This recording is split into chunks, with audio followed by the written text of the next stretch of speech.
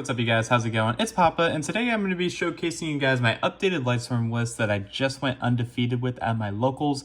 And I say undefeated very lightly because I did have a draw. Yes, I'm sorry, it's not undefeated first place or anything, but it is undefeated, technically saying. I went 3-0-1, only drawing in time to a friend playing Brandon, just because I didn't realize how much time was left on the clock. But the deck was super solid. We ended up taking third place after everything, so I do still like this deck a lot. And as you know, of course, it's what I want to be playing for the format because I love Lightsworn. I love Lightsworn anything. Tengu, Retro, advanced format, of course, we are going to be playing this any chance that we get to. Yeah, baby! I still think this deck is actually just a very big sleeper. It will not win a YCS or anything, so don't get too hyped for that. This is just something to take to your locals, something that is just fun all around. And without further ado, I'm just going to go ahead and get into the list. A small disclaimer before we do this list, I did take out a lot of the dead cards, so cards like Judgment Dragon, cards like Enlightenment Dragon, Punishment Dragon, basically all the dragons. They are not included in this list. This is just a more go with the flow, summon synchros, summon rank 4s, basically just like how Lightsworn was when it first came back into the format, back when the Xyz Minerva was first printed. This is basically kind of like that. That's just how I remember getting back into Lightsworn after everything, and honestly, I had a lot of fun with this list in particular. So I'm not going to keep babbling too much. Of course, we are still playing 3 copies of Weiss Lightsworn Archifiend, pairing it up with the new one. Of course, we're still playing 3 copies of the Dragonling. I feel like you have to be playing these cards. These cards are just so strong. I went over in big explanation about what these cards do on my last profile, so if you want to hear too much about the explanation, go ahead and check out the last video because it goes over basically what these cards do. But they are very mandatory. You do need to play 3 Dragonling. You have to play 3 Weiss in case you do draw any of the bricks.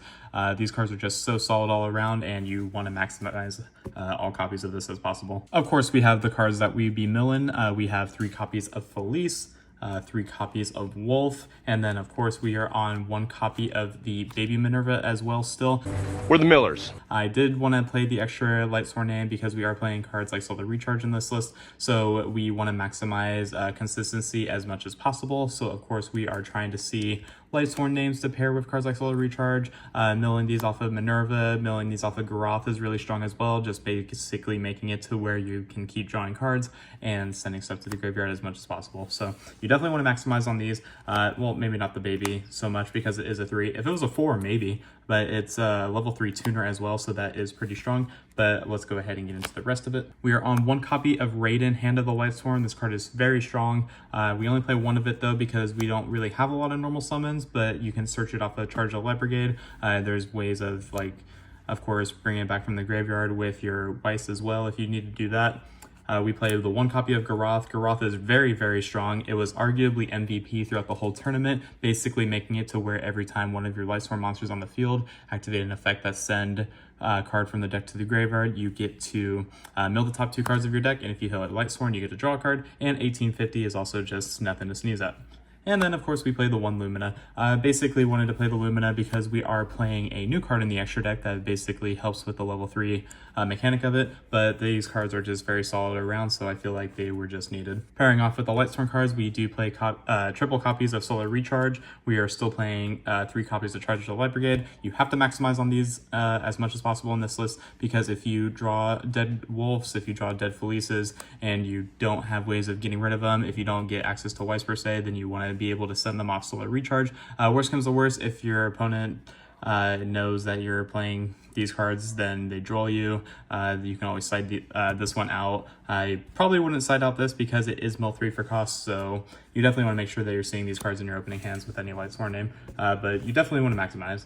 That's just all that I need to say here. I'm sorry guys, I know I got a lot of shit for this in my last video, but I don't care because these cards are very strong, and of course if you have access to them, play it. If you don't, I completely understand. It is a very pricey engine, but it is just what I have been using because it tends to be the most helpful for the deck for me. but we are on the 3 Umseti, the 1 Duomatef, 1 Happy, and of course still 3 King Sarcophagus. I didn't really see the need to not play any less than 3. If you milled these cards to the graveyard, then odds are you're probably not winning the game, because you want to make sure that you have access to your Horus engine as quick as possible to help you play around cards like Nibiru, and it is also just a good way to get your combo started as well when you play Zombie Vampire in the extra deck as well. But again, I'm not going to go too far into this because it's starting to look a lot like the last list that I posted, but I will be showing you guys some more of the text right now. So different from my last list, I was playing no Zephyros, but I opted to actually play Zephyros in this list. Zephyros is really cool when you mill it because with cards like Chicken Game, cards like your King Sarcophagus, you can go ahead and bounce those back to the hand and summon itself out, and it's basically just another level 4 on field. The really cool synergy with this I had happened during the tournament where I had Zombie Vampire out, and then Zombie Vampire was able to special summon an Umseti off of the special effect, and then I used the Zephyros in my graveyard to bounce the Umseti back to my hand, and then use Umseti's effect to search me my King Sarcophagus. So Zephyros definitely does have a lot of good usages and good synergy in the deck, so I felt like it was needed. It was really good, I'm not gonna lie. Playing 400 life points doesn't really matter when if you set up an unbreakable board, then your opponent's probably not going to be able to break it, they'll concede, and then you'll go to the next match. The 400 life point cost, the once per tool thing, doesn't really matter. You definitely want to go ahead and consider playing this in your deck. And then we play Trick Clown in this list. I don't honestly remember if I was playing Trick Clown in the last list, but I am playing Trick Clown because, of course, if you mill this card, then you can special summon it from the graveyard by paying 1,000 life points. It's just another level 4. It's just making it to where you have essentially another copy of Wolf, another copy of Felice, and if you mill this off of Charge of the Light Brigade or Solar Recharge, it will get to special summon as well. It's also good like for an extra foolish target. It's just basically another way to get another body on the field. And then I also played a Jet Synchron. This was very cool. I'm not gonna lie, this was actually a lot better than I thought it was gonna be. Jet Synchron has many usages. If you draw it, it doesn't matter because you can always pitch it off of your King Sarcophagus. You can always send it with your Umseti if you need to. You basically want to get this card into the graveyard because we are playing a really cool card in the extra deck as well that this card can come up for. So you definitely want to play these cards. And then rounding out the spells, we are on the 1 copy of Chicken Game, 1 copy of Foolish Burial, 1 copy of Metal Foe Fusion still. I really think this is still just a fun way to play the deck. And then we play 1 copy of Called by the Grave as well as 3 copies of Triple Tactics Talents to round off the main deck. I mean, this is 39 cards actually, but let me go ahead and show you the last card, which I got from the Master Duel World Champion, was the Black Goat Laughs. I actually opted not to play the Lightsworn Trap anymore. I decided to cut it for Black Goat Laughs, mainly because on my lunch break, I was able to watch Josh's Runic Lightsworn list, and honestly, I was very pleased with how this card was. This card was actually probably one of the MVPs of the deck. It basically made it to where if you end on your like 3/4 interruption board, whatever it may be, you had like an extra safety net in the graveyard with Black Goat that a lot of people just kind of skip over because they just see another card going to the graveyard basically. And every time my opponent would like use a monster effect and then I go effect a Black Goat Laughs in graveyard, they would have to check my graveyard because they wouldn't be able to see that this card was actually sent there. But yeah, card's really good. I don't think I would play 2 because I know in his list he played 2, but I think just having it as the 1 is very nice because this was the 40th card in the deck per se, since I did take out the Lightsworn Aegis, or I think that's what it's called. Correct me if I'm wrong in the comments below because you like to correct me. But definitely do like this card a lot. I think I will keep playing it moving forward because it was just that strong. So that's going to round off the main deck. It is 40 cards, no more, no less. I only came close to decking out, I think, twice during the tournament. So I know that is pretty scary, but you just have to play accordingly. So 40 cards. Moving on to the extra deck, we are on the 1 copy of the Minerva Athenian Lightsworn. I'm just gonna show this off real quick because I don't usually play the quarter centuries, but I love Lightsworn a lot and I got a pretty good deal on this, so I can't really complain. So I switched it down to 1. I felt like I wanted to have more flexible room in the extra deck, so I opted to just play 1 copy instead of 2. And when I show you the other cards in the extra deck, it'll make a lot more sense, but only opted to play 1, not because I have 1 QC, but just because I actually only needed it once. But this card is so strong. You definitely have this card as like one of the main factors as to why to play this deck. And if you pair this card with Garoth, then you are just milling and drawing, and you're just off to the races if you have both on field. So card's very strong.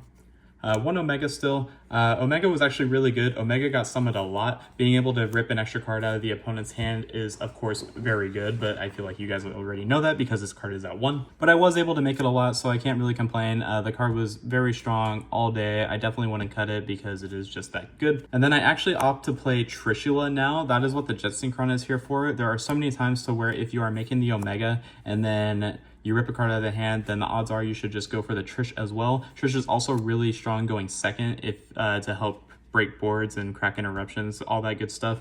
But basically every time I resolve Omega, I would go for a Trish, so basically making it to where my opponent is starting with 2 cards in hand, or no, 2 cards less in hand for their follow-up turn, so they're starting with 4 cards. But then there's also the case where if they hand trap you, that's another card out of the hand, and if you draw Triple Tactics Talents as well, then they're essentially starting off with 2 cards in their opening hand, best case scenario, and they're probably just not going to win from there. So I just opted to play Trish. It's a cool little tech, but I just wanted to see how it would do, and it's pretty good. And then the reason we play the 3s in the main deck is because we're playing Don Dragster. Don Dragster is basically just an extra form of negation.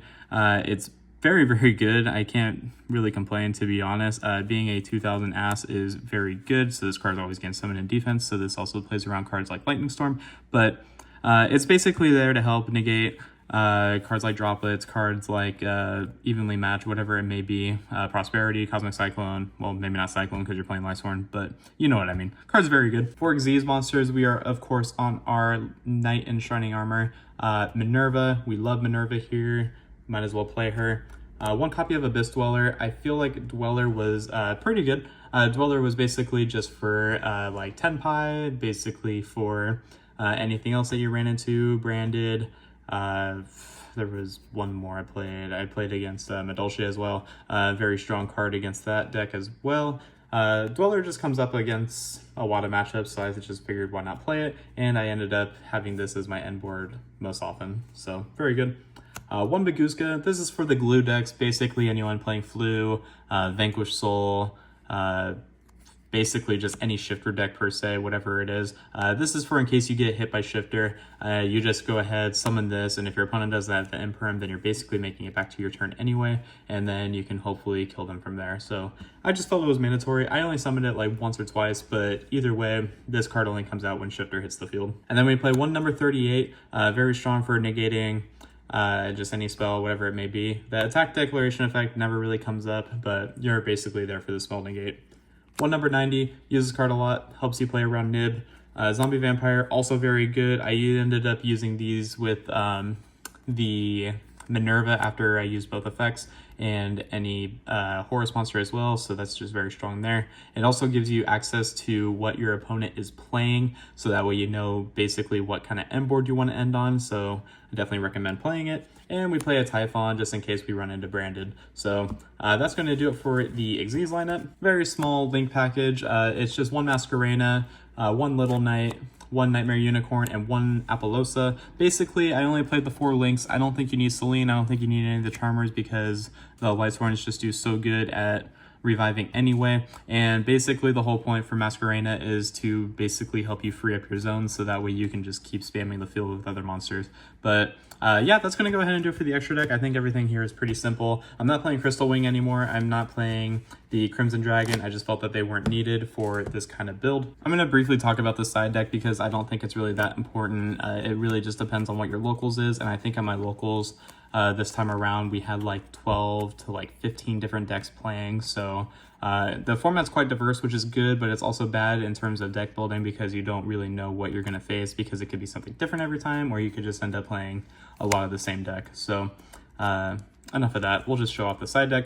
We play 1 Keldo, 1 Medora. These are just for shuffling against like branded, basically like against like Labyrinth, whatever it may be. Cards are very good. I definitely think that you need these. I wouldn't be caught without these in the side deck.